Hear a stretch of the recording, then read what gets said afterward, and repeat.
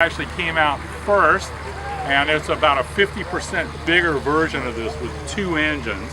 And about the time they got it out there, they'd sold some. They used to fly some of the Pan Am routes and stuff early on. They were great for exploring. Sam Johnson had one. Went up the Amazon to look for wax, the carnauba wax.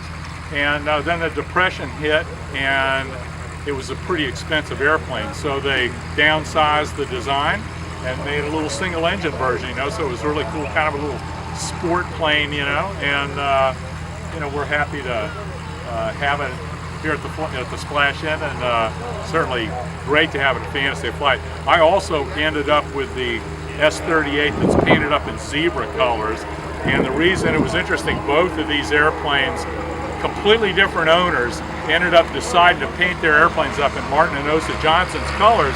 And Martin and Osa Johnson, back in about, I think, 1930 or 31, they shipped an S-39 and an S-38 to Johannesburg, South Africa, and basically flew up doing exploration in Africa.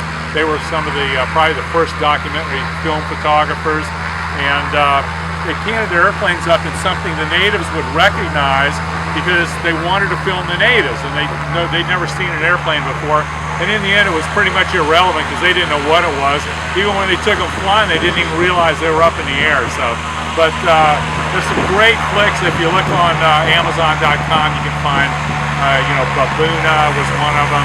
They had some other ones. They were it's a great thing. And at some point, since I ended up with both airplanes, I hope somebody at some point does a feature film, because it's a great story. Exploration, adventure, it's a love story, and it was a very early environmental story where they were seeing what was happening in the flight of the animals. They were being over-hunted, and pretty cool.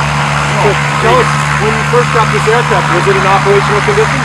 Oh yeah, Dick Jackson up in New Hampshire rebuilt this airplane over 40 years and 40,000 man-hours. So thanks to Dick for doing such a great job, and he really wanted the airplane to end up here, and we cut a deal, and here we are. So cool. Kermit, thank you very much. Yeah, good.